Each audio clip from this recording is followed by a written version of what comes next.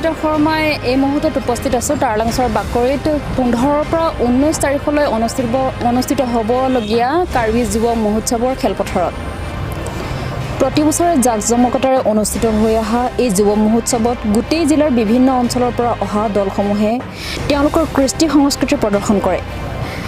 তদুপৰি বিভিন্ন চিত্ৰকলা, বোৱা কটা আৰু শিল্পী কৰ্ম আদিৰো প্ৰদৰ্শনী অনুষ্ঠিত কৰা হয়।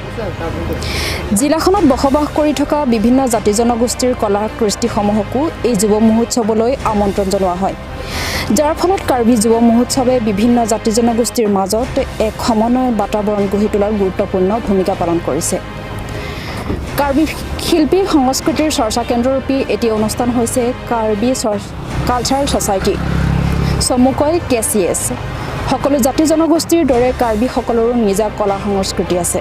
তেওঁলোকে এই কৃষ্টি সংস্কৃতিসমূহ ক্ৰমাৎ মৃতপ্ৰায় হ'বলৈ ধৰা দেখি ইয়াক পুনৰ জীৱিত কৰাৰ লক্ষ্যৰে আৰু কাৰ্বি সংস্কৃতিৰ বিশ্ব দৰবাৰত প্ৰতিষ্ঠা কৰাৰ প্ৰয়াসেৰে 1974 চনৰ 25 আগষ্টত ডিফু কাৰ্বি ক্লাবৰ পোনপ্ৰথমবাৰৰ বাবে কাৰ্বি যুৱ মহোৎসৱ অনুষ্ঠিত কৰে।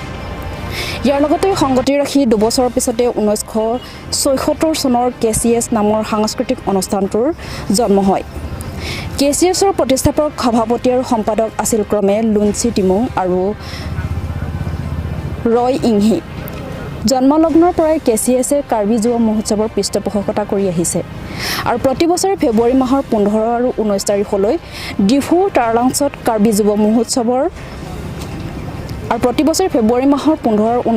ডিফু টাৰলাংছত কাৰ্বি যুৱ মহোৎসৱ অনুষ্ঠিত কৰি আহিছে।